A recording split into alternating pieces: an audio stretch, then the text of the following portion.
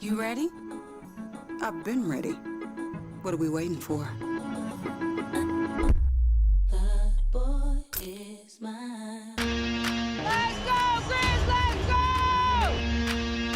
Oh, John Moran just broke the rim with that finish.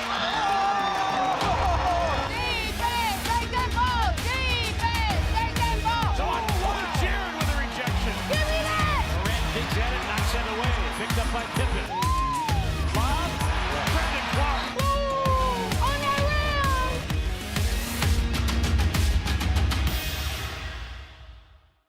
Sonic Radio. Welcome back to Sonic RNDIO. That spells radio with me, the CIO. This just in, the new Sonic $1.99 menu lets you build a crave-worthy meal for just $1.99 an item, whether that's a creamy shake, crispy tots, or a quarter-pound double cheeseburger. This just out. Ostriches. They're mean, not very cute, and in my opinion, way too big for a bird. Don't miss the Sonic Fun 99 menu. 5 items, always $1.99. Live free, eat Sonic. Tax not included. See menu for details.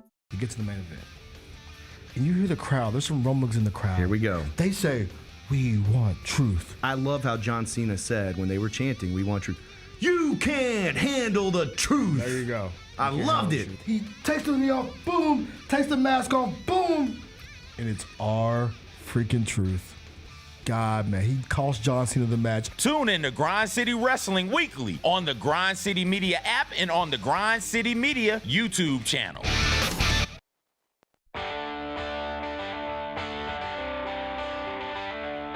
Live from the Built Ford Tough studio at FedEx Forum, it's the Gary Parrish Show, presented by Ortho South, on YouTube at Grind City Media and the official Grind City Media app. Now, here's your host, Gary Parrish.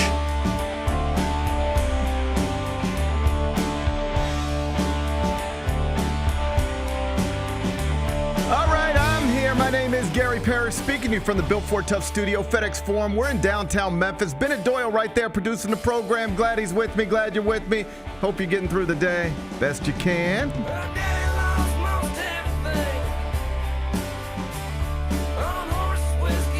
And I hope you have a subscription to the Daily Memphian, because there was an interesting story published by Sam Hardiman this morning about ongoing negotiations between the city of Memphis and your Memphis Grizzlies. I'll talk you through it and share some thoughts with you.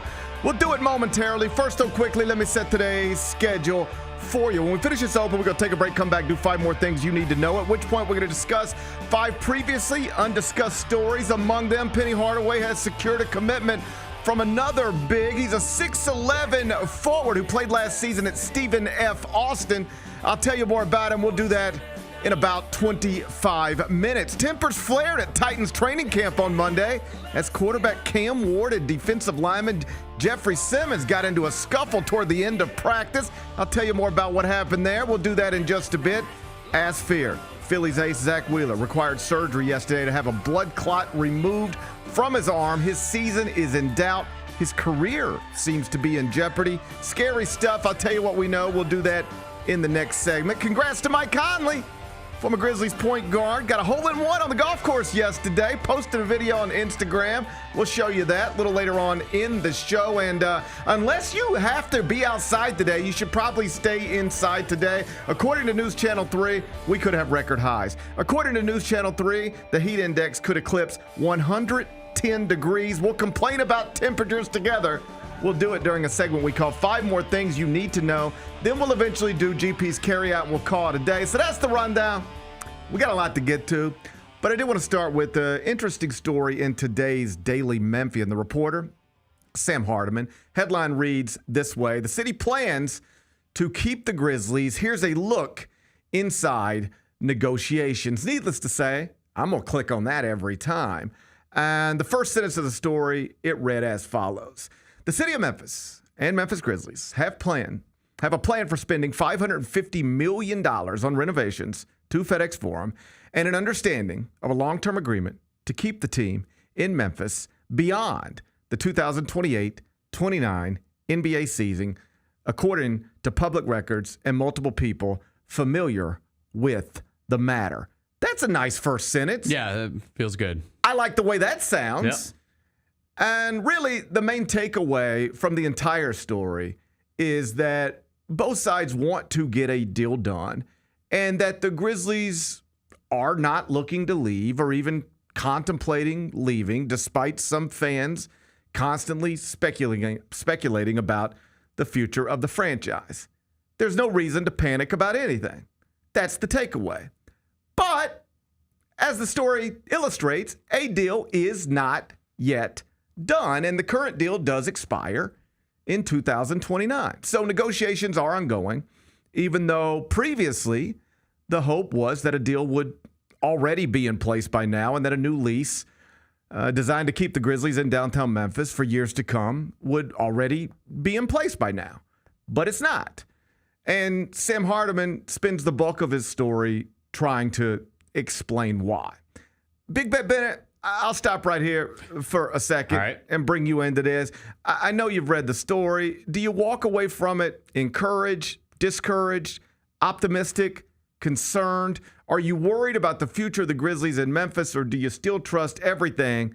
Eventually, it's going to get worked out. I think there was some good and some maybe stuff that got my antennas up just a little bit. I mean, I think the good is obviously there's a plan going forward. Like if the franchise wanted to leave Memphis, there would not be some plan that they're working out with the city of Memphis. You know what I mean? There would just be, conversations are stalled, blah, blah, blah, blah. Well, let me just tell you, in the most simple terms, because I think sometimes most people who talk about this talk about it from a place of they just don't know what they're talking about, right? And that's why I think Sam Hardiman did a terrific job with this. It's designed to help people who care about this franchise actually know what's going on between the Grizzlies and the city of Memphis. He did a really nice job reporting this from all angles, and hopefully now the fan base will be a little more informed than previously.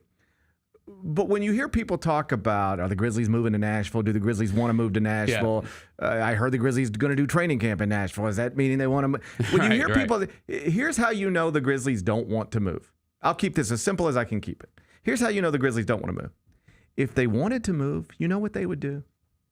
They would ask the city of Memphis for a brand new arena. I was just going to get to that. Just like the Oklahoma City Thunder have asked for and are getting.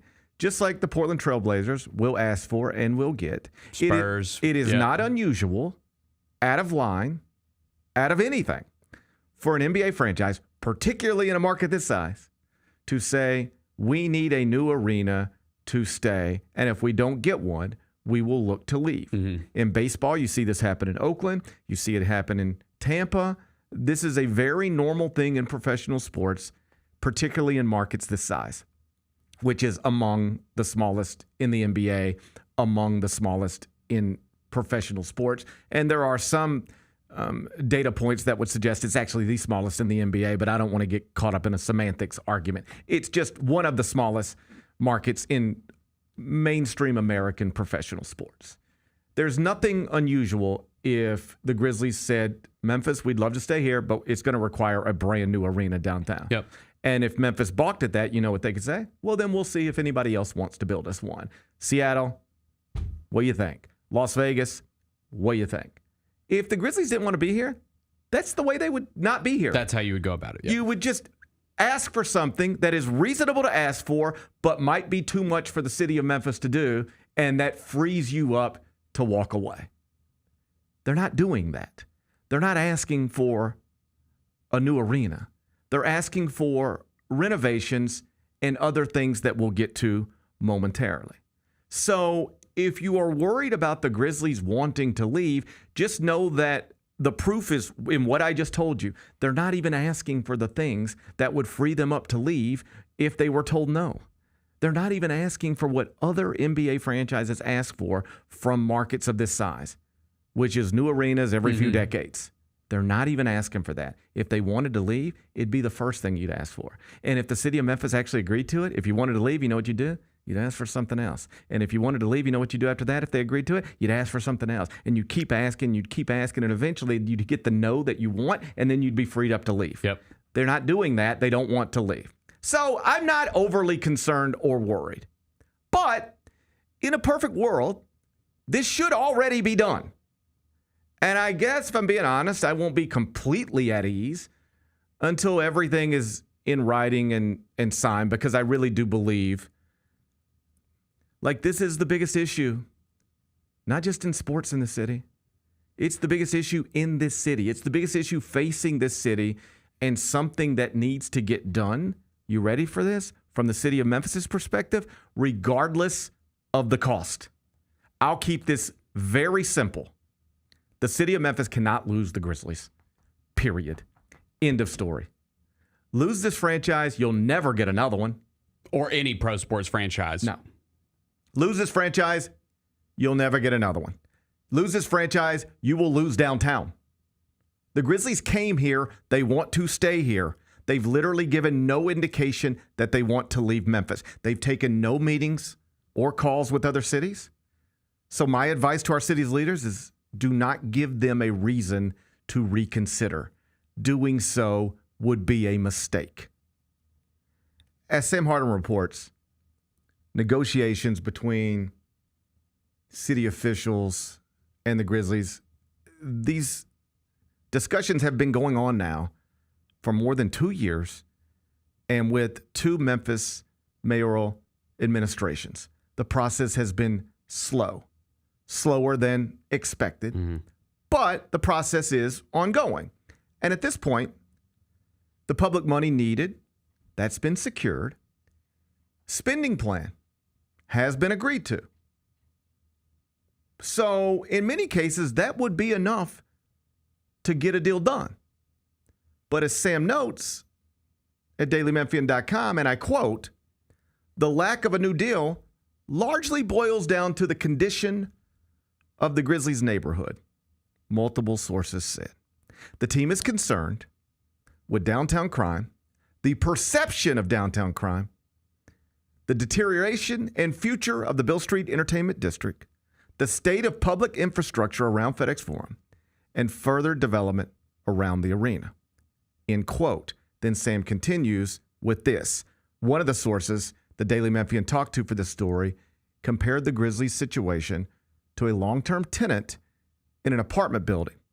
In this hypothetical scenario, the tenant wants to sign a new lease because they still like their building, still want to live there. Still, they also want some maintenance, needs addressed, and the common areas returned to their previous good condition. End quote. That's the long and short of this. The Grizzlies want to stay in downtown Memphis. But the downtown Memphis the Grizzlies used to enjoy, the downtown Memphis we all used to enjoy, it doesn't exist anymore. The Grizzlies accurately recognize that. Ticket sales are a reflection of that. Concert bookings are a reflection of that. The way other NBA franchises feel about downtown Memphis is a reflection of that. What Stephen A. Smith said on ESPN earlier this summer is a reflection of that. He didn't make that up, by the way. I know everybody liked to rally around the city when Stephen A. Smith said what he said. Just know he didn't make that up. He has heard that from NBA people. He has heard that from NBA franchises. So please save all your stats about how crime is down and blah, blah, blah. I'm not arguing with you. I know the numbers. But the numbers aren't nearly as important as the perception. I also know the perception. And the perception is that downtown Memphis is no longer a safe or compelling place to be. I know there are a lot of folks who will reject that premise, reject away. But just know that when you do so, you are wildly missing the point. I'm not talking about the reality. So again, save your numbers. I'm talking about the perception. Right or wrong, a not insignificant percentage of people who live in the greater Memphis area no longer feel as safe as they once felt in downtown Memphis. That's just a fact. I don't really care what the downtown cheerleaders have to say about this. They can talk about how safe they feel downtown all they want to. They can talk about how great downtown is all they want to. It's cute. But talk to anybody who owns a business downtown. Ask them how great it is these days. They'll all tell you it's gotten worse. The Grizzlies will tell you it's gotten worse. Right or wrong, there are families in Collierville, Lakeland, Millington, DeSoto County, over in Arkansas. Thousands and thousands of suburban families who no longer feel safe coming downtown. You can laugh at them if you want. You can mock them if you want. You can call them suburban lames if you want. But what you cannot do, you ready, is successfully run an NBA franchise in a market this small without customers from the suburbs. You need those people. Without them, you're toast. And the deterioration of downtown has cost you too many of them. And that's why the Grizzlies are putting pressure on the city of Memphis to improve the downtown neighborhood. Because the city of Memphis seems either unwilling or incapable of doing it on its own. And the moment the Grizzlies sign a new lease, they lose all leverage to lean on the city to get things done, to make downtown feel like a compelling and safe place to be. That's the holdup here. And hopefully, now that all of this is more public than it's previously been, city officials will feel more public pressure to get this done, because every day that it's not done is another day of uncertainty. Bennett, you work downtown. Mm-hmm. You don't live here, but you do live in the city. You come downtown every day. You work here, you walk around here, you're here at night, you're here during the day. Sam Hardiman's sources tell him, regardless of what the stats indicate, the perception of downtown is not what it used to be. The Grizzlies are obviously concerned about it. According to Sam Hardiman's reporting, that is the holdup in getting this deal done. You work here, your father works downtown. Perhaps you have a better grasp on this than even I do. What do you make of everything I just said? So I think one thing that stands out, and this isn't unique to this city, but I do think this city was significantly impacted by the pandemic. I think that things were at an all-time high prior to 2019. I would say things were going really, really well. I mean, we were filling the place up. Downtown was popping off. You're coming off like the G&G era, and now you're going into this new, younger era. Things were good then, and then obviously things shut down. And I think it's been hard to get back for whatever reason. I think it's been hard to get back to where we were as far as like a vibrant downtown pre-pandemic. But I agree with what you say about perception. I'm down here every day. I've lived here my whole life.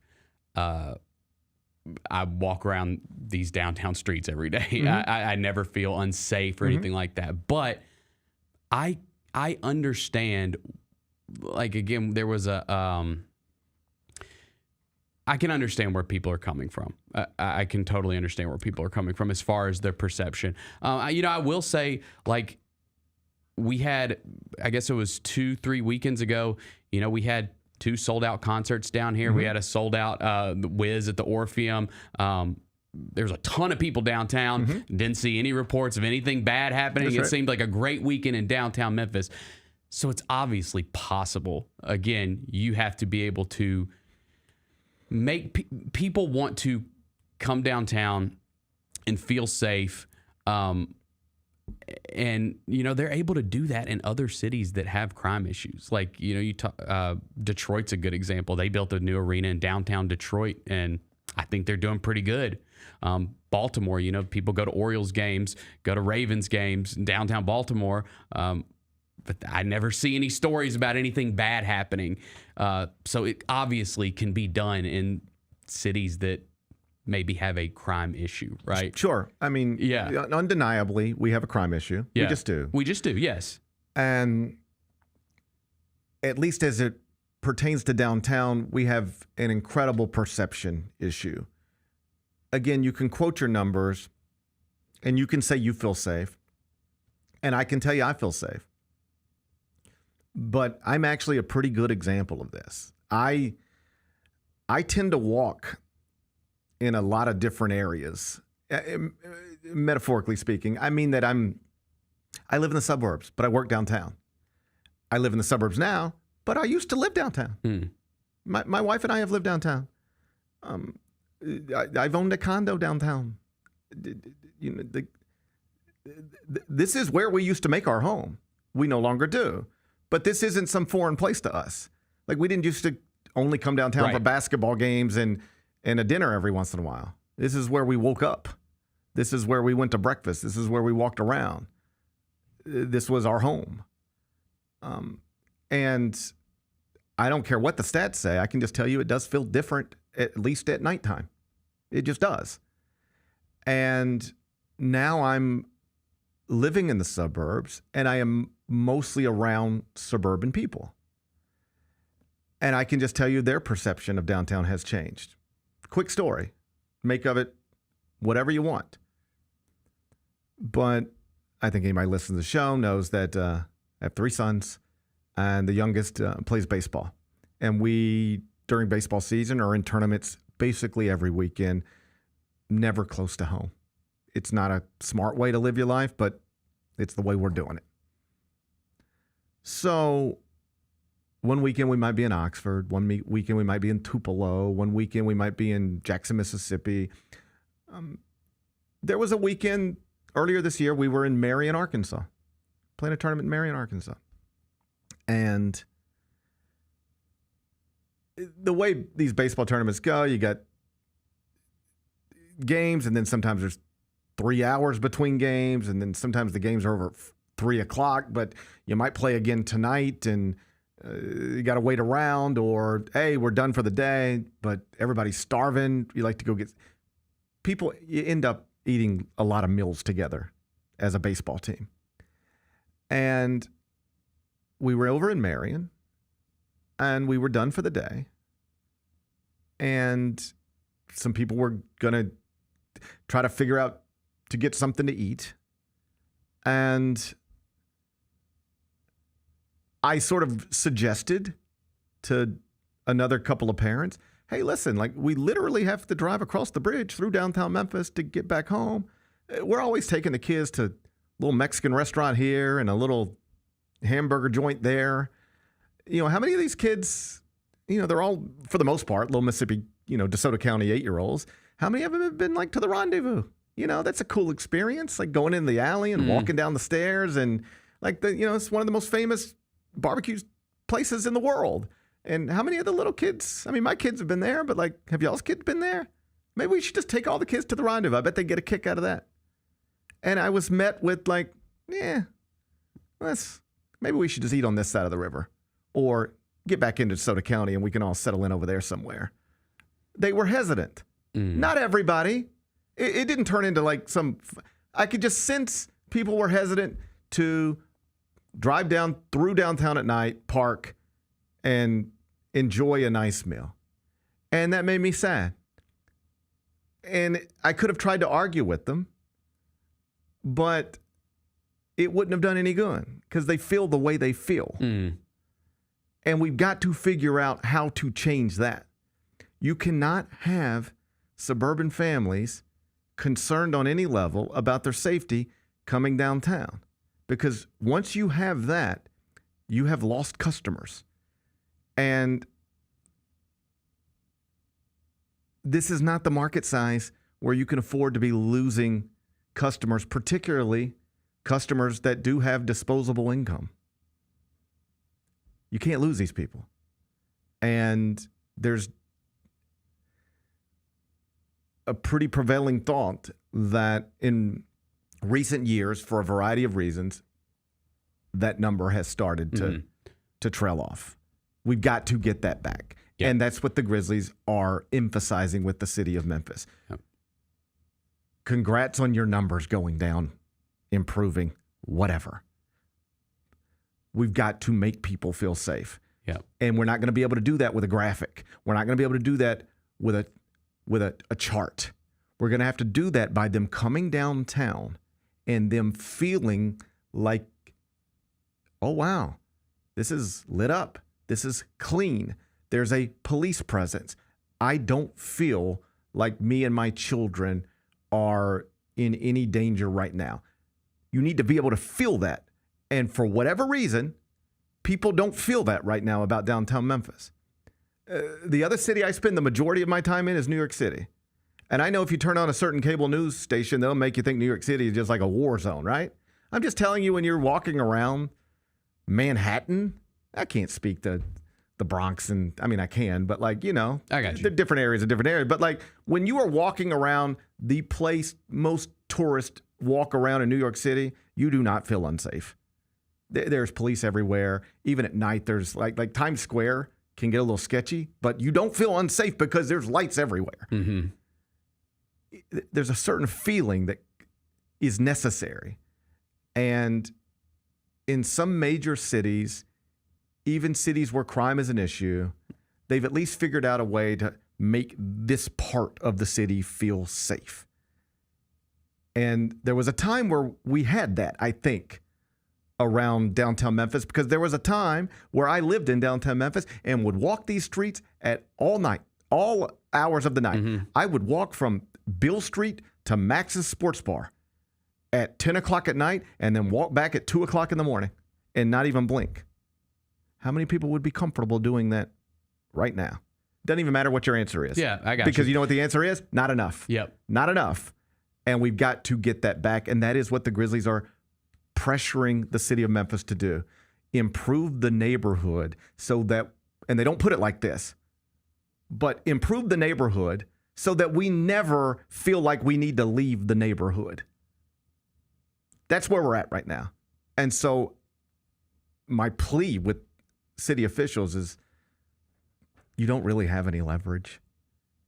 If you lose this franchise, it doesn't matter if you think you're on the right side of the argument, you will be doing irreparable harm to downtown Memphis. No question. You will be doing irreparable harm to the city of Memphis. You'll be doing irreparable harm, you ready? To the University of Memphis men's basketball program. Because once you don't have an NBA franchise in this building is not going to be kept up the way it otherwise would be. I understand negotiating, whatever. But you have to understand, in this particular negotiation, you have no leverage whatsoever. Just because somebody doesn't want to leave and doesn't seem interested in leave and never has over decades doesn't mean that they can't get to that point.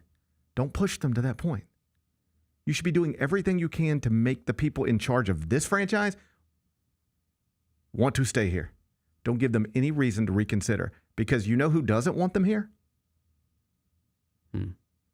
I imagine, I'm just imagining, but it's not hard to imagine. You know who would like for them to not be here? Oh, they're NBA owners.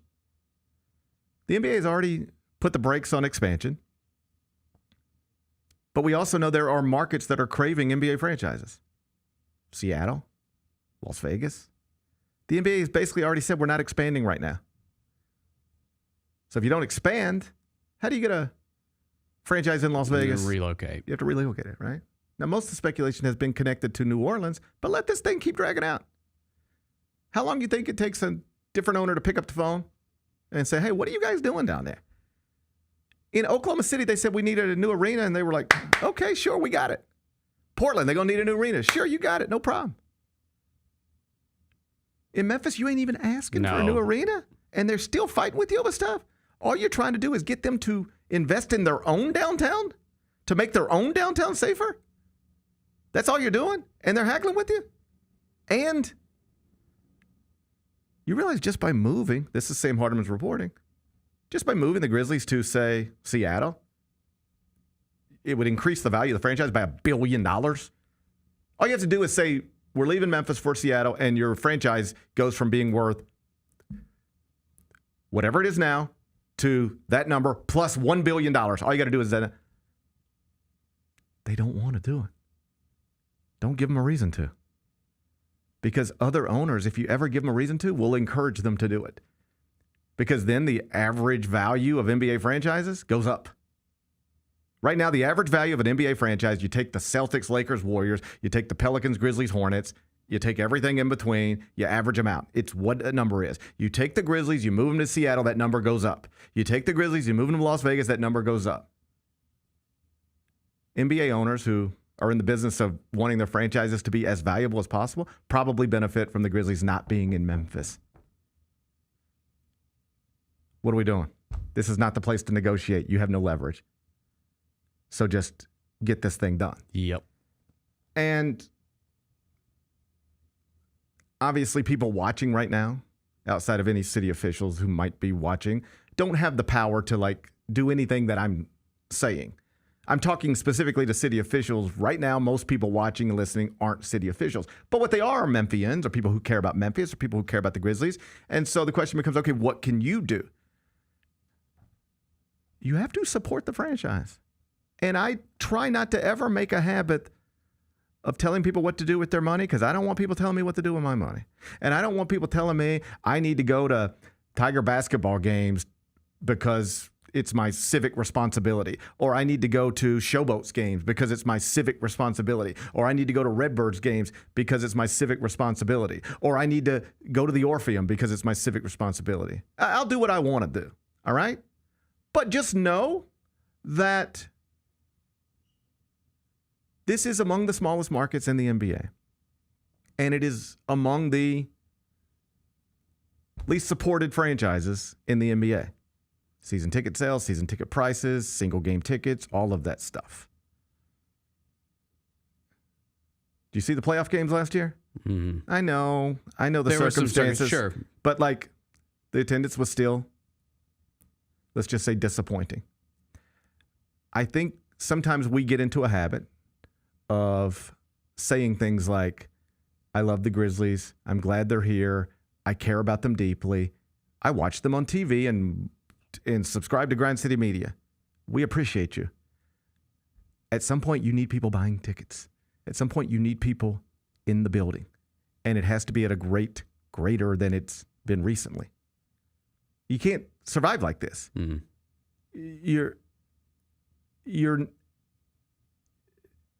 You're not guaranteed to just have this thing forever.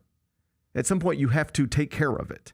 You have to treat it the right way, or else somebody will look up, even if they don't want to and never thought they would, they'll look up and go, I've done everything I can to try to make this thing work in a small market in the southern part of the United States. And for a variety of reasons, it's not working. We have one of the most famous players in the NBA, and we still can't sell tickets the way we need to sell tickets. We never really had to go through a rebuild the way other franchises are constantly rebuilding. Some franchises never dig out of it. We kind of went pretty quickly from the core four to the Ja Morant stuff. Yeah. But we got to do better. And that means all of us. I'm not excluding myself from this. I need to be better. Buy tickets and take my family. We all have to be better as a community, because this isn't New York. This isn't Chicago. This isn't LA. There are enough people in those places to support everything at all times. We don't have that here. And I know pricing gets talked about, still among the cheapest in the league. Tickets. Yeah, I mean, I get it. Listen, money's hard to come by. Yes. I get it. I'm just saying, expensive, yeah. I'm just saying we as a community, Yep. Maybe this is the simplest way to put it. I'm just speaking plainly here. I get it. Money, I get it. But you are either a city that supports a professional sports franchise, or perhaps you're a city that can't. I would like to think that we can, but we have to do it. Yeah. And we have before, right? But if we don't, then right, you have to right. stop saying, well, Memphis is this and Memphis is that.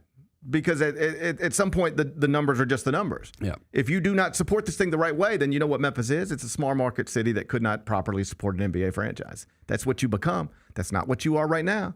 It's not what you've been labeled in the past, but it is what you can become. This has to improve. Bottom line, I don't think it's time to panic. There's nothing in Sam Hardiman's article that suggests it's time to panic. The headline is an encouraging headline, a positive headline, as opposed to one that stokes fear. I don't believe the Grizzlies are leaving Memphis. I know the Grizzlies don't want to leave Memphis. What I hope is that the city of Memphis does not give them a reason to reconsider. According to everybody's initial timeline, this should have been done by now. There's still time to get it done. The Grizzlies are working with the city in obvious ways, in ways that other professional sports franchises might not, and seem most interested, if not entirely interested, in just eventually getting a deal done that works for the Grizzlies, but also doesn't cripple the city. There's a certain time frame in the way you go about doing this that saves literally hundreds of millions of dollars in interest payments.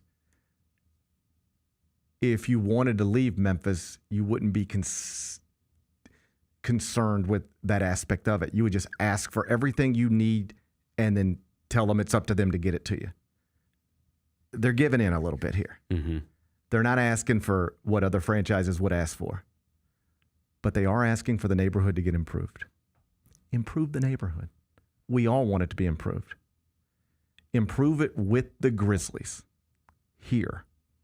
Because if you don't, and they're ever not here, well, good luck trying to improve it after that. Be back in a second. Going through the draft process the first time, they give you the answers to the test. Like, this is what you need to work on. This is what you do well. They told you. Yeah, like they tell you. Here's what, they if tell you want to get exactly. drafted, here's what needs to happen. Yeah, they tell you. So it's like, if you're not listening, it'll go right over your head. But for me, I made sure to soak up all information and everything possible so I can give myself the best shot. The Chris Vernon Show, live on weekdays at noon on YouTube at Grind City Media and the official Grind City Media app. Let's face it, there's a lot of trash talk in basketball, but the great teams let their performance do the talking. Like Ford F-150 with Pro Power on board, a class-exclusive industry-first feature that turns your truck into a mobile generator and leaves the competition speechless. Ford F-150, official truck of the Grizzlies. Greatness starts here at your Mid-South Ford dealer. Class is full-size pickups under 8,500 pounds, GVWR. Shinedown. Dance Kid Dance Tour. Live in Memphis. FedEx Forum, Saturday, August 30th. With special guests, Bush and Morgan Wade. Get tickets now at livenation.com. Shinedown, live in concert. For more, visit shinedown.com. Speaking of Adidas, are these the Harden 10s? Yes. Yes. I guess so. From what you guys don't sound too excited. It kind of looks like when you flush the toilet in the water. Yeah, it's like a whirlpool. Like a whirlpool. Want to be phone positive? Yeah. Want to be phone positive? Or artists just making some paint up and they just Looks like phone positive. Yeah, or a thumbprint. The Sneak Fest Show, live Tuesdays at 2 p.m. on Grind City Media on X, YouTube, and the official Grind City Media mobile app. The NBA announced their Dunk of the Year yesterday. It was voted on by the fans, and it went to Ja Morant for his double clutch through Porzingis and Derek White. The call of it was excellent. That game we hung on to for a long time last season, but it was a spectacular dunk. Tune in to the Jessica Benson Show with CJ Hurt, live every weekday at 8 a.m. on YouTube at Grind City Media and the official Grind City Media app.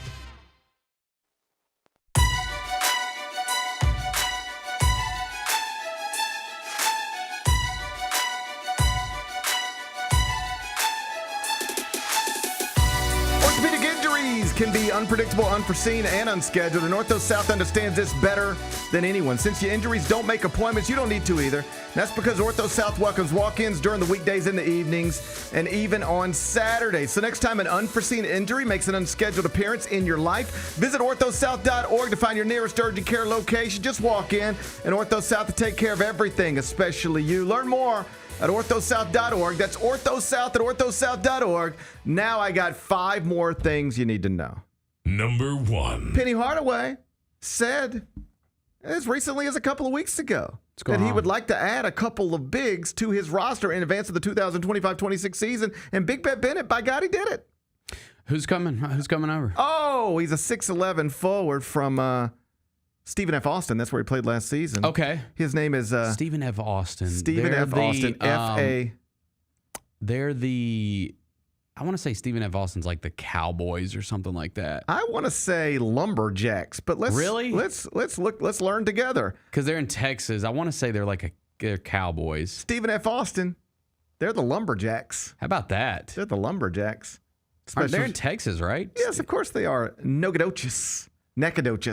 They got lumberjacks in Texas? I'm sure. I mean, Texas is pretty big. I bet you got pretty much everything down there.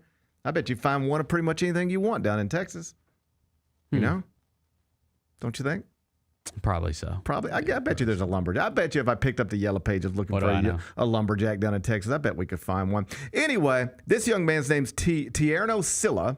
He's a former lumberjack. Before that, he was a UCF Knight. So he's played 3 years of Division I basketball. He's from Africa, actually from a city in Guinea. The same hometown as Moussa Cisse. How about that? Same hometown as former Memphis Tiger Moussa Cisse. Played high school ball in Canada, then enrolled at UCF, 2 seasons there. Spent the past season at Stephen F. Austin, where he averaged 3.1 points and 2.6 rebounds in 9.4 minutes per game. So,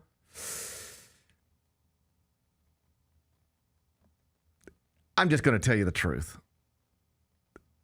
He's somebody who just averaged 3 points, 3 rebounds for a team that went 14-17, finished 10th in the Southland Conference and 271st at Ken Palm. But he's tall. We need tall players. He's tall. Yes. 6'8", taller than me. Yeah. Taller than you. So maybe he's a developmental guy. Expectations are low. No, I got it. But he's a body. He's tall, so I guess he's worth adding. About half of his field goal attempts this past season come from 3, but he's only a 29% three-point shooter in his college career. Shot 24% from 3 last season. I don't know what to tell you. Maybe we can bring that out a little bit. I like that. Stretch the floor, dude. You just stretch the floor a little bit more with a 24% three-point shooter?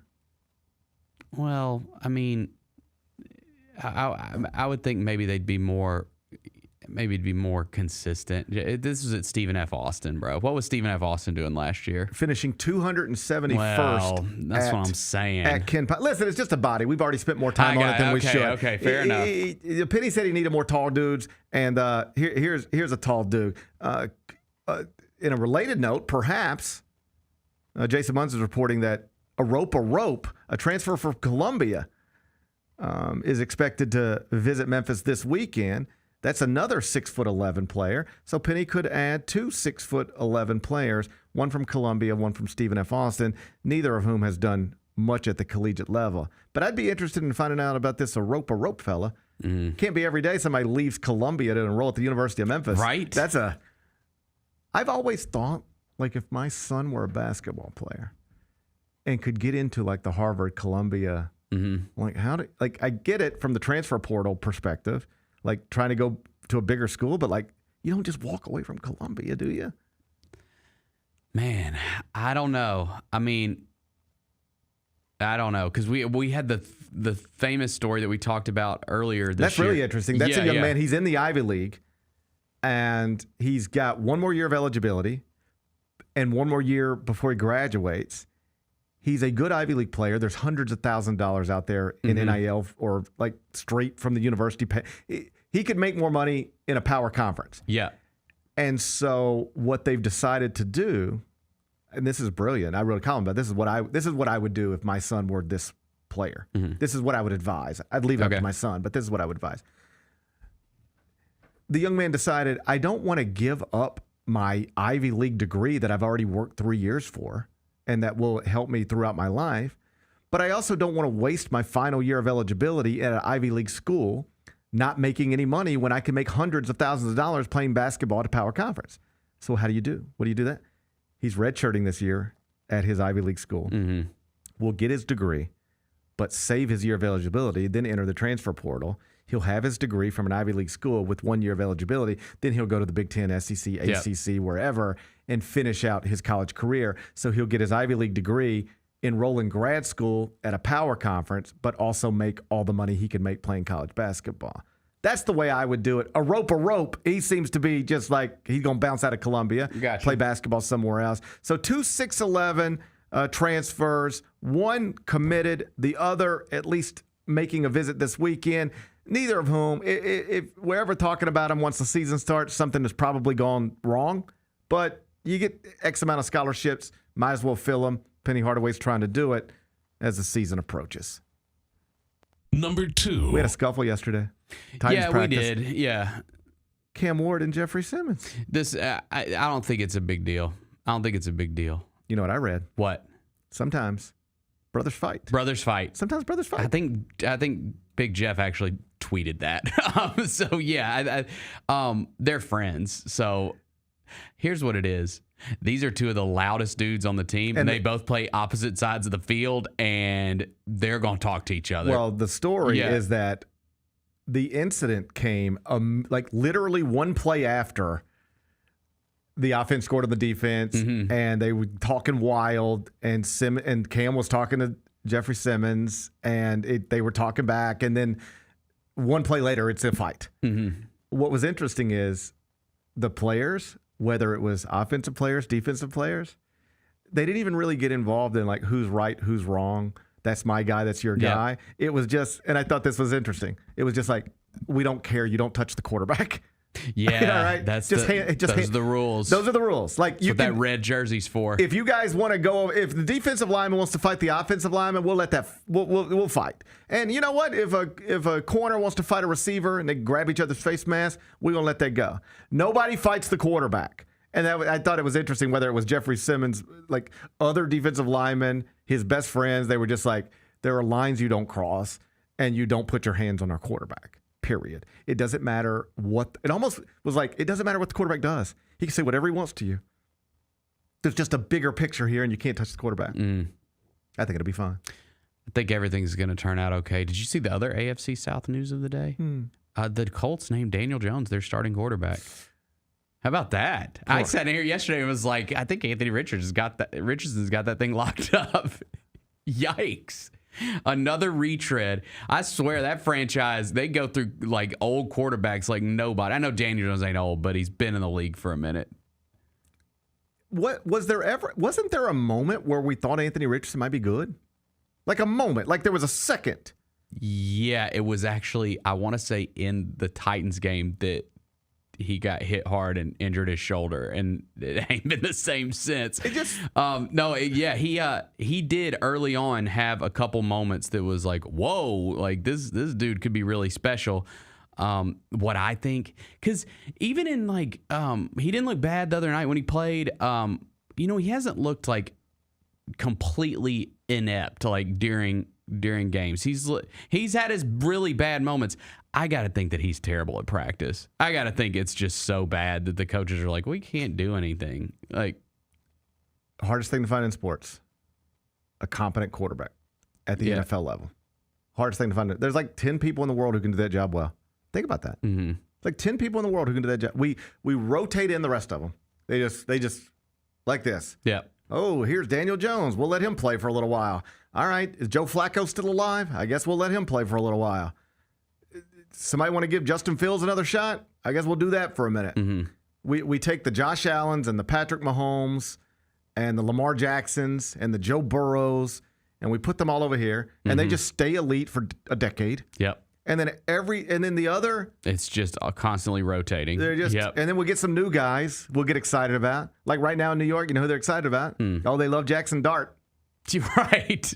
They do. I mean, they're fired up about Jackson Dart now. Yeah. Like my buddy Adam Shines, like on his show, like Jackson Dart is going to be a starter in the league, and the Giants have found they believe the Giants have found their quarterback in Jackson Dart. Talk to me in 2 years. Mm-hmm. They'll be drafting somebody else, and Jackson Dart will be in Cleveland. I don't know, but that's the way this stuff tends to go. Yeah, I'd probably take that bet. Yeah. I mean, yeah, that's just how it goes. That's right. the way these things tend to go. We talked about it yesterday. These things tend to go that way. These you need 30 plus competent NFL quarterbacks, but there's only like 10 in the world. Mm-hmm. That's why if you ever get one, you know what you do? You make him the richest quarterback in NFL history.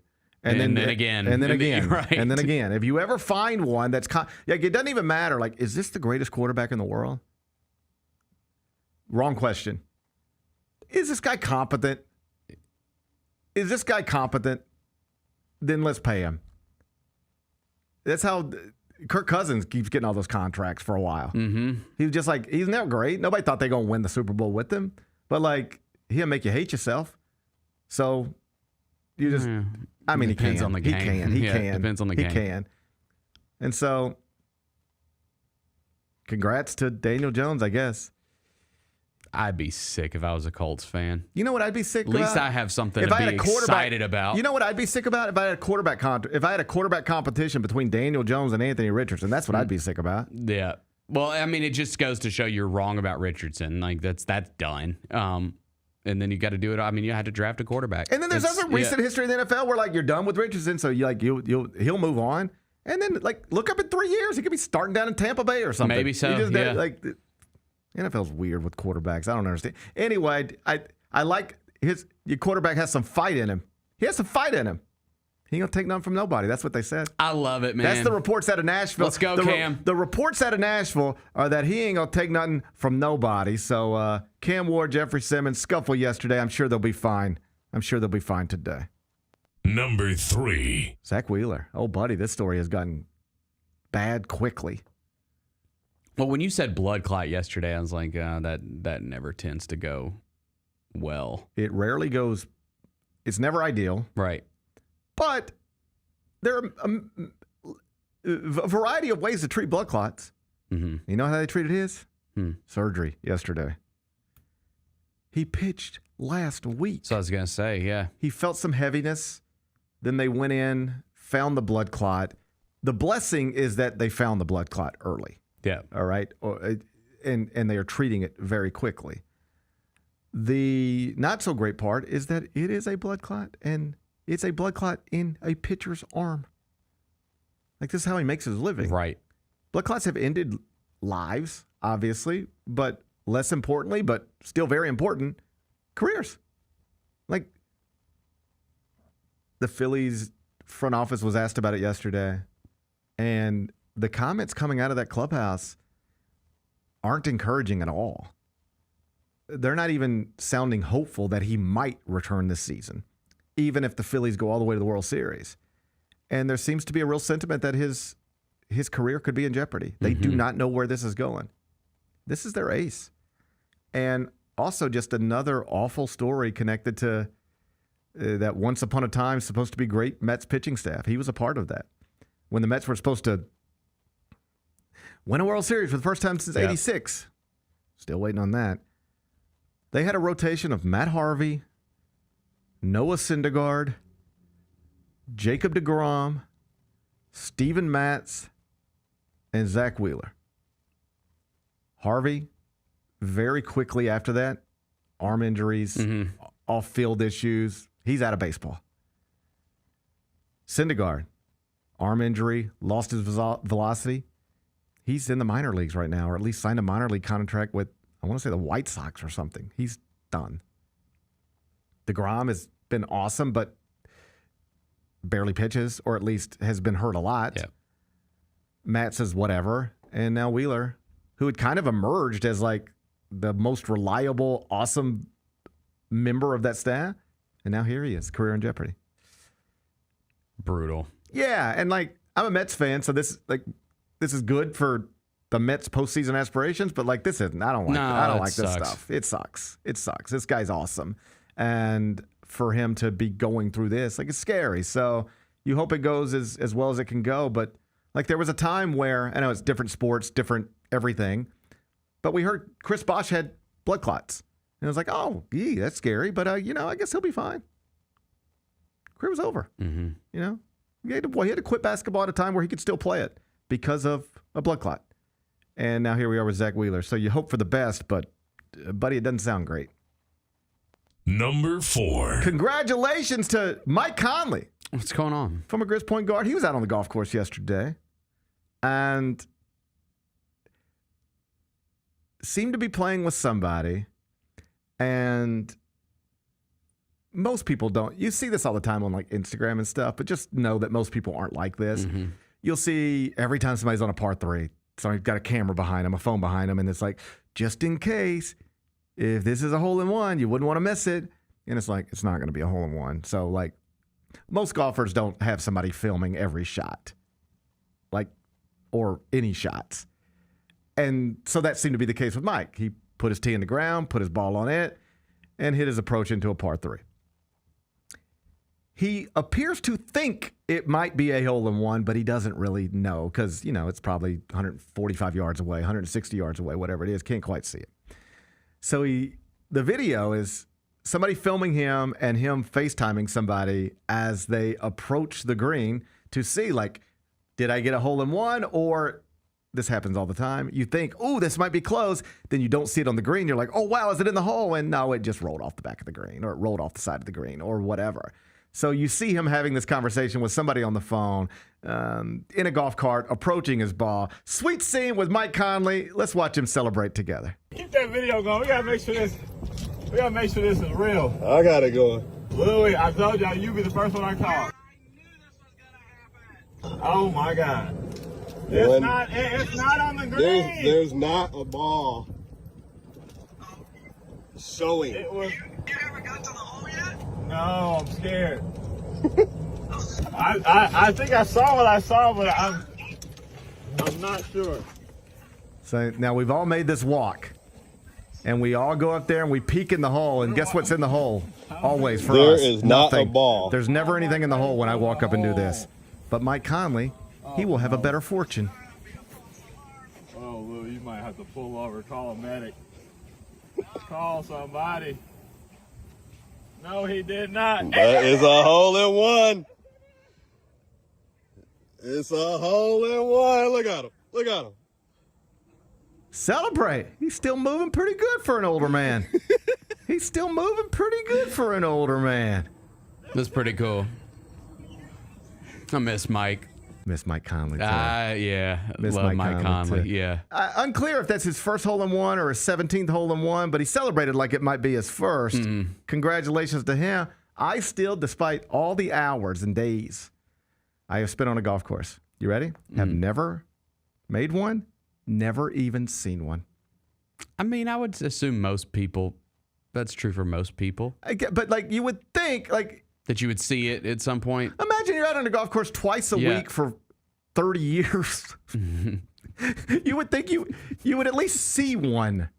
Never had one, never seen one. And at this point, I'm assuming I won't.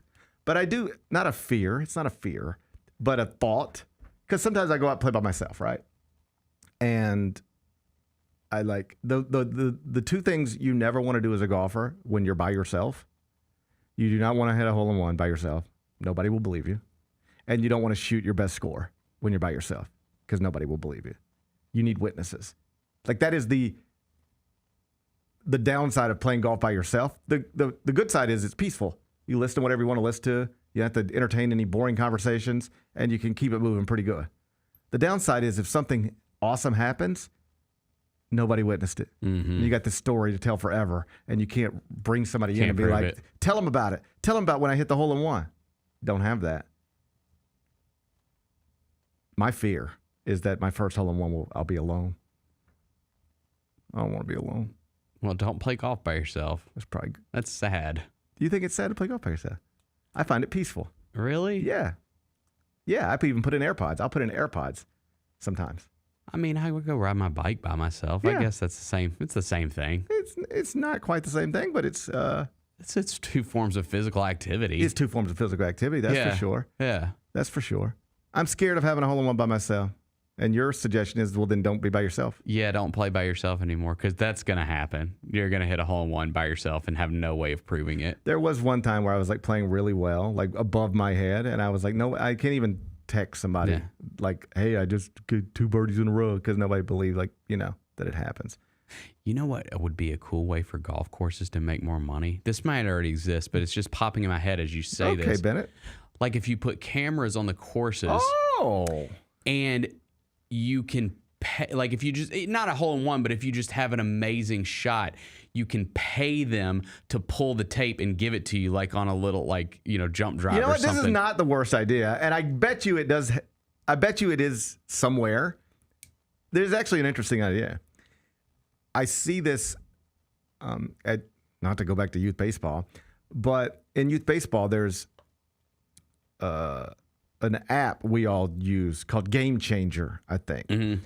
And basically you sign up to Game Changer and then somebody will put a phone or an iPad behind the backstop and it's up there like latched on and it just, it's streaming the game. The games are streaming. Like, yes, you can stream 8-year-old baseball. Like if I'm ever out of town and my son's playing baseball, I can watch You can watch it, yeah. Yes, on my phone. And you can also subscribe and so all of those the games that stream through Game Changer, they're like archived or something. I don't know. And so I do believe you can go in and like, my little boy had an awesome hit in last Saturday's game. I'm going to go find the video of that. Like it would be I believe that's there. And this would just be a version of that. That's it. You ready for this, Bennett? I think you're onto something. Mm-hmm. Set up cameras behind every par 3 tee box on your golf course. And it's just continuously rolling.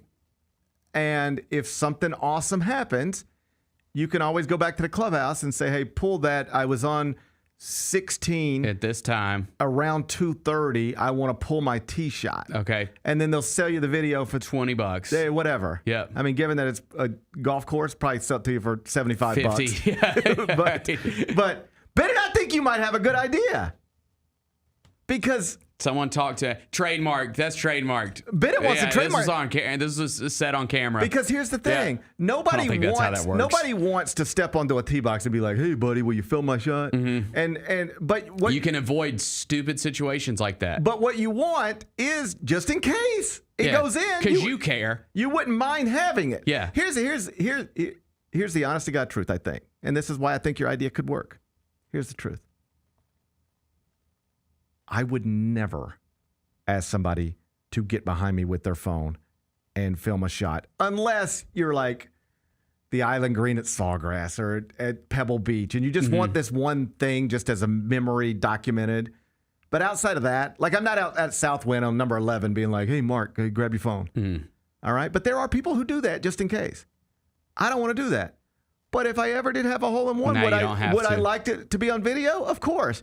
Your suggestion, best of both worlds. I never have to feel compelled to put a camera on me because it's always going to be on me. And if something good happens, which it won't, but if it does, it won't. But if it does, I just go in the clubhouse and buy it for $75,000. Boom. Yeah.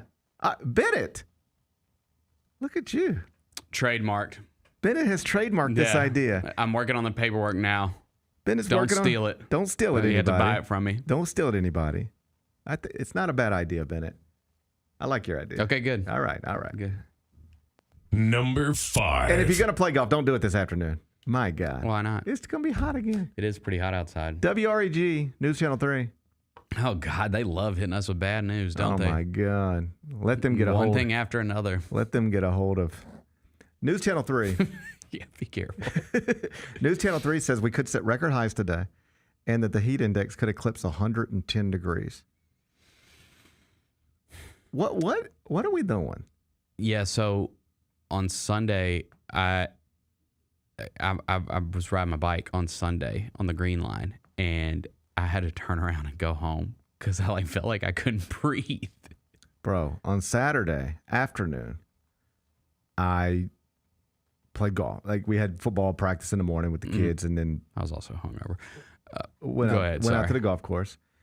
and had a realization that, like, okay, I can survive this, but how much longer am I going in 5 years, in my early 50s, as temperatures continue to rise, is it just going to be I happen to live in a place where I cannot play outside anymore in the middle of the day?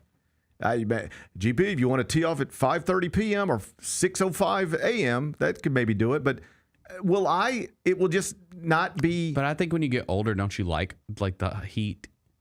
Oh. Why do old people move to Florida? I don't think it's to be warm. I think it's because they're brittle bones. They need to be warm. I don't think that's it. I think it is. I think yes, it is. Old people move to Florida because they need to be warm. Well, then, if that's the case, why wouldn't they move to the equator? I mean, logistically, that's more difficult than moving to Florida. It probably is more difficult to get to the equator than Florida. I think old people, broadly speaking, enjoy warm weather. But I don't think it's necessary to move from New York to Florida. Gotcha. For the sake of your bones. Or your arthritis. I think the heat's maybe good for it. The cold's bad for it. Okay. Can we agree on this at least? Cold could be bad for you. Warmer weather could be ideal for you. 110 ain't good for anybody. It's really not.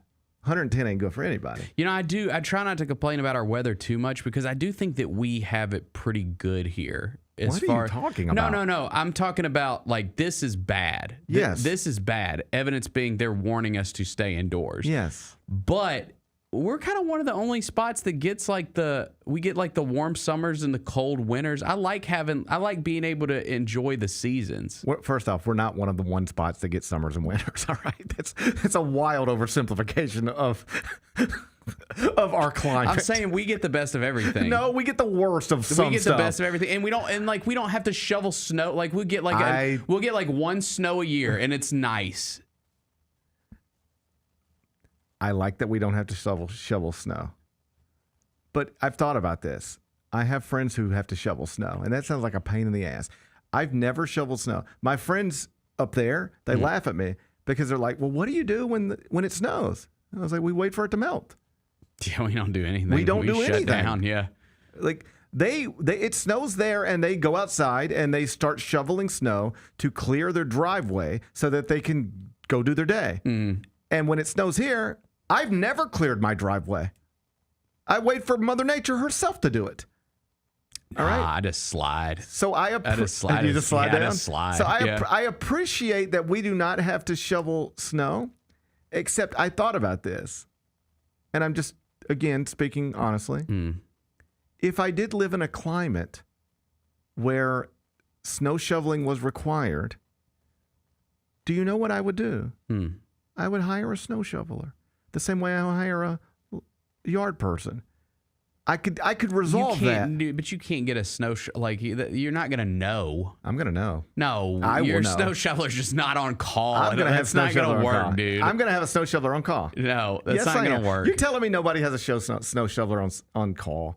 I'm sure some people might. You're telling me Juan Soto is gonna wake up in December and shovel snow out of his house in New York? Didn't DeAndre Ayton not go to a game because he was scared of the snow? Yeah, but that was in Portland or wherever that was. Yeah, something happened. He couldn't get out of his neighborhood. I would have a snow shoveler on call. That's what I'm trying to tell you. I'll shovel my own snow. You look like somebody who would. I could shovel the hell out of some snow. I might hire you to come shovel my buddy, snow. That sounds fun. All right? I might put you on the payroll. All right? Might have to get your Venmo. So I could. I put real thought into this. I could resolve that issue. There is nothing I can do about 110 degrees. It's true. I can't resolve that issue. I can't hire somebody to make it cooler. I can hire somebody to clear my driveway of ice and snow.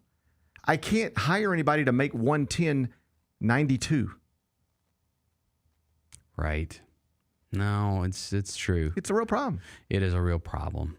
There was a few weeks ago, I thought I was going to pass out on a golf course, so much so that I made a doctor's appointment because I was like, am I dying? I shouldn't be dizzy about to pass out. And so I went to the doctor and had all these tests run. And I'll have you know, I'm doing pretty good. Are you good? I need to go to a doctor soon. I'm doing pretty good, Bennett. I'm doing better than I thought. I'm looking for a new primary care physician. Let me hook you up. Okay. Let me hook you up. Anybody's out there.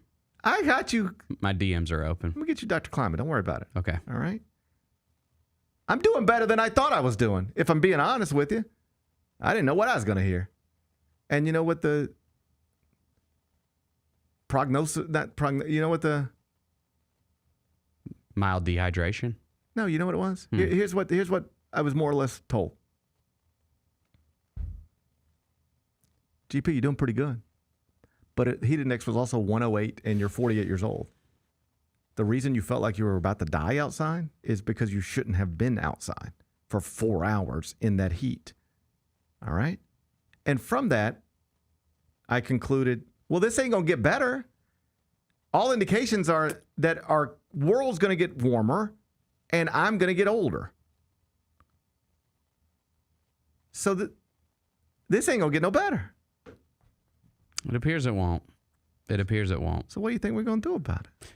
Just make sure you have good AC, and try to limit your outdoor time during these heat advisory days. But what if the one hobby that you enjoy requires you to be outside? I'm not somebody who likes being outside just to be outside.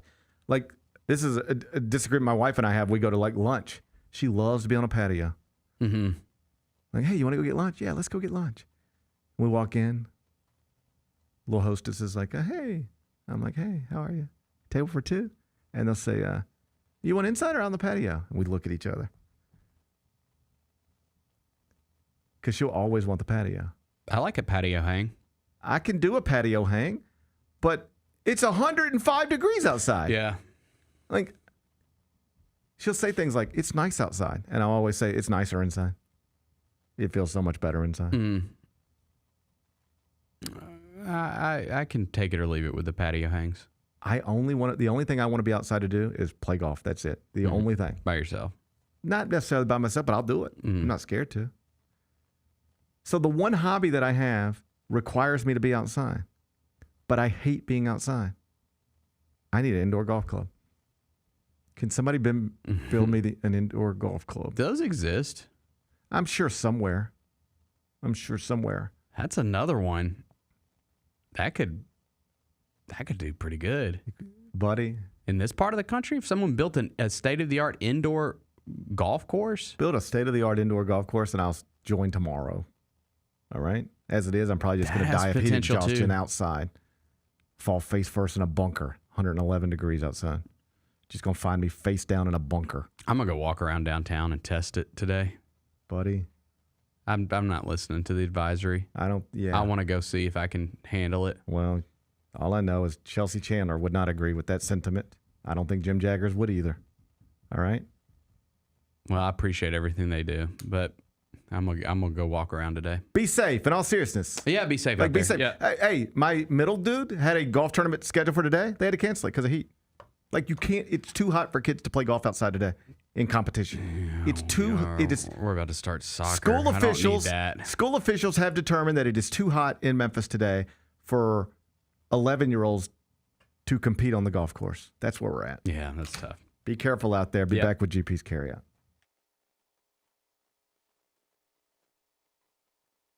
Preseason Box to Row Coaches Bowl has come out. Jackson State sits there at number 1. This is the third time in the poll's history that Jackson State has been the preseason number 1 team in the nation. And then Tennessee State being at 5, that really surprised me. Get all of your HBCU sports and culture news by tuning in to HBCU Huddle with CJ Hurt and Mike Wallace. New episodes drop every Thursday on grindcitymedia.com, YouTube, and Spotify.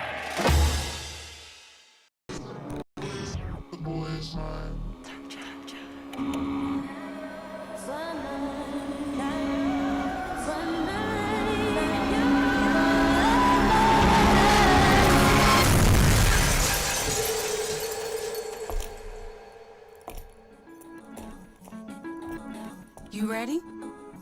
I've been ready. What are we waiting for? That boy is mine. Let's go, Grizz, let's go! Oh, John Moran just broke the rim with that finish.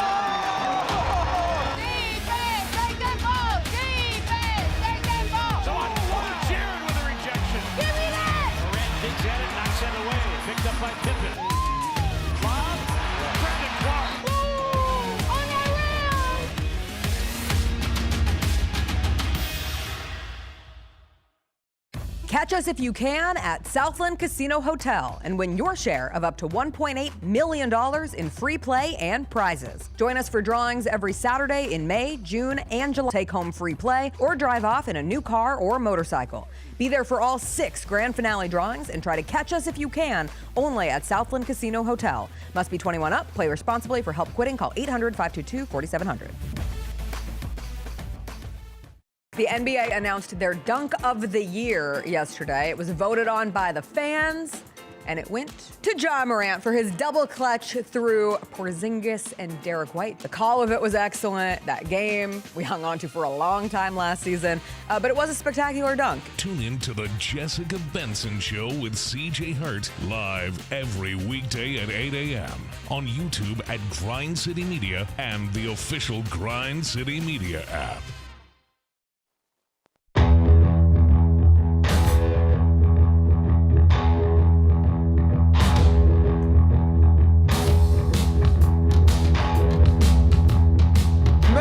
Tigers football is almost here in Grind City Media, bringing it to you. We're going to be out at the Tigers football practice facility starting at 8 a.m. tomorrow. That's Wednesday, August 20th. Starting at 8 a.m., Jessica Benson Show with CJ Hurt.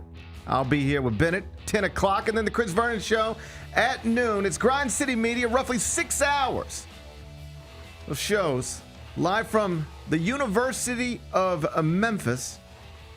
Athletic Director Ed Scott scheduled to join me tomorrow around 10:15, so I'll chop it up with him. Looking forward to that. Going to be a fun day out at the University of Memphis. I hope you guys are all with us. Starting with the Jessica Benson Show.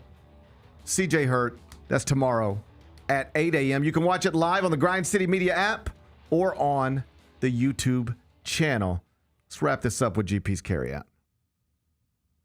It's time for GP's Carryout. One final segment filled with stuff to take with you. It's not everything you need to know, but it's most of it. What did we miss today? Well, as expected last night, Naomi did announce that she is expecting a child with Big Jim Uso. A little oos is on the way, as she said in the ring. The bloodline will continue. Oh, how about that? The bloodline will continue. Congratulations to Big Jim and Naomi. That's nice. She laid her title in the ring. She says she's going to let everybody do whatever they want to with that title for the next 9 months and some change. But she's going to come back with a baby in hand and reclaim her place in the sport. Okay. I like Naomi. I like Naomi, too. I think she's good. I do, too. Like, I think she's I don't know. I kind of hate that I liked the Feel the Glow gimmick. I wish she would have stuck with that. But I bet when she comes back, they go back to that. I don't know. She did the one promo with Bianca and when that whole thing was going on. And, like, she was just really, I don't know. It looked like she was actually, like, acting. Like, she looked almost like an actor. No, she's good. She was good, right? And it is kind of, I don't know. You wonder if it's bittersweet at all. I'll let her speak for herself. But she sort of had reached the pinnacle, like the high point of her career. Yep. And now she's going to have to step away. But not the first. Becky Lynch had to step away. And look at her now. So had to relinquish her title once upon a time. That's right. Right. Back in 2020 because she was expecting a child. And so now Naomi just following in Becky Lynch's footsteps. She'll be stepping away from the WWE for a little while. But congratulations to her and Big Jim. What are we watching on TV? Oh, wait. What's today's biggest game? Sorry, guys. It's the heat. You know how that heat index. You know how the Grizzlies want the city of Memphis to improve the neighborhood? Yeah. I wonder if when I get into some negotiations, I need to say, hey, listen, this is where I want to be. Well, we got to do something about these buttons. You think I need to get a police presence in here around these buttons? No, I just need the updated like 2025 edition of this program. I'm working on like the 1994 edition. Wow. I need the one like they got in that studio. Oh, I see what you're doing. I see. You see what I'm doing. I see. I'm going to let you handle that. Yeah. I need their version. That over there ain't got nothing to do with me.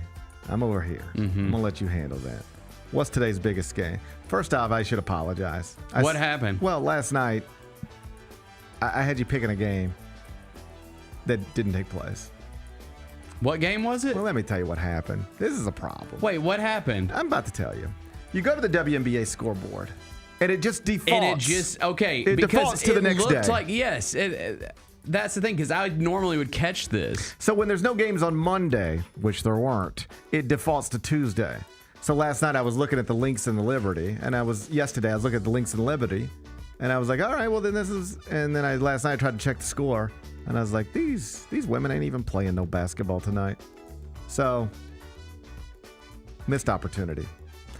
But tonight we got a full slate of WNBA action. Are we going to do the same one? No, I'm going to mix it up. Okay, good, because the line moved. Line did move. Yeah. Yesterday you could have got... It was Lynx -1.5, I think. Now it's Liberty -3.5. Somebody's sitting out. Big line movement at Barclays Center in Brooklyn. No, I'm taking you to Michelob Ultra Arena out in Las Vegas. Okay. It's our Atlanta dream. Yep. Against the Las Vegas Aces. You know what that means. That's Alicia Gray and Brittany Griner on one side. And, of course, 3-time WNBA MVP A'ja Wilson on the other. Tonight, the Aces are a 2.5-point favorite. Total's 166.5. Tip at 9 o'clock. You can watch it on NBA TV. How you going to act? Man, I think I'll just... Dream ain't bad on the road. I'm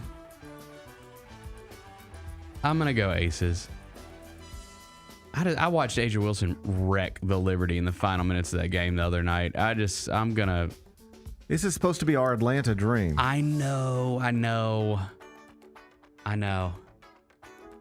going to watch, and if they...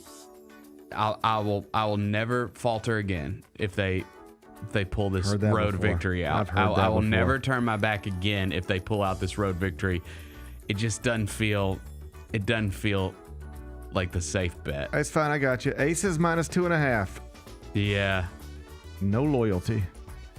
All right. It's documented. We'll see how it goes for you. Don't apologize tomorrow, though. Okay. What are we watching on TV?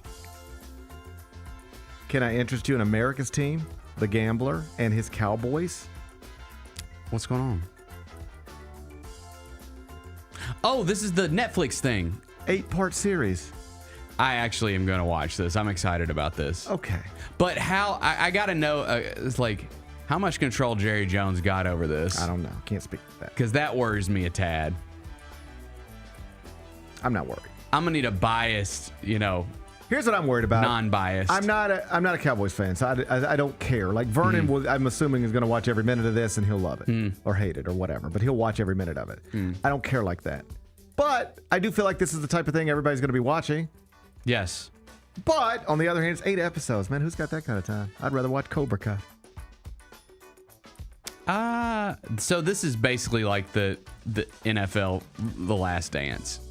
It feels... That's what they're trying to do here. I mean, episode 1 is Jerry Jones, engulfed in debt, takes a shot on an old whatever. It hits. And then he buys the Cowboys and fires Tom Landry. Like, it starts with Jerry Jones buys the Cowboys, and here we go. And tells you which... I imagine, like, there's a lot of compelling stuff in there. Sure. Yeah. I'll give it a shot.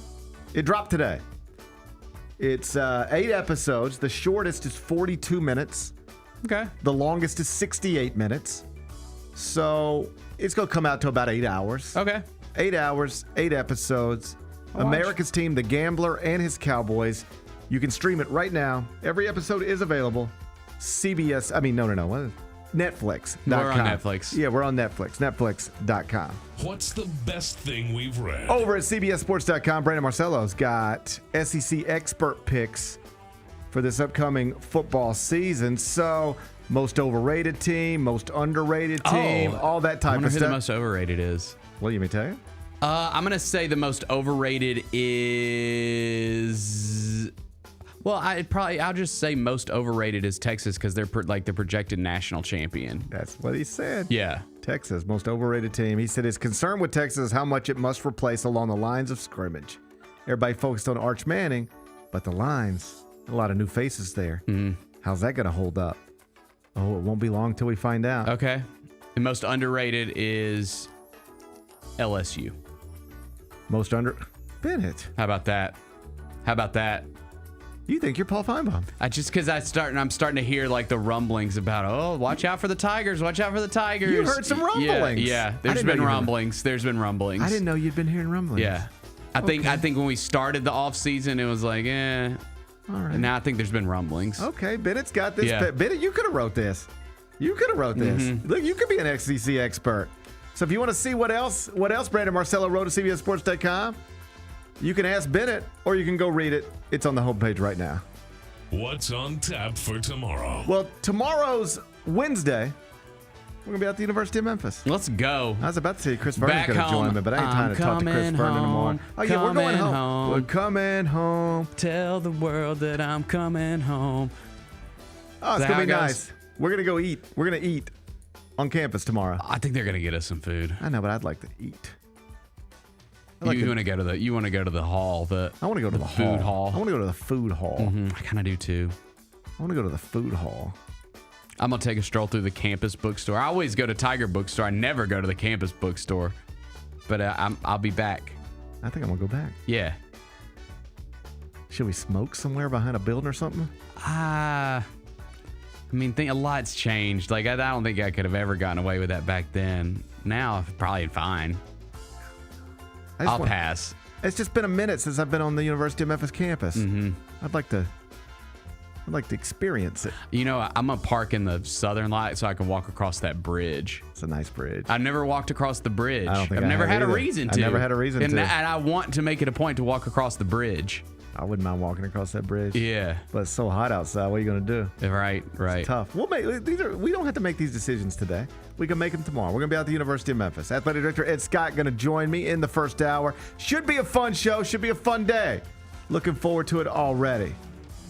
Remember, Jessica Benson Show with CJ Hurt, 8 o'clock tomorrow morning, live from the Memphis football facility. Enjoy the rest of your day. I'm going to enjoy mine. We'll meet back here tomorrow at 10. Till then, be careful, be kind, be good, rep your hood.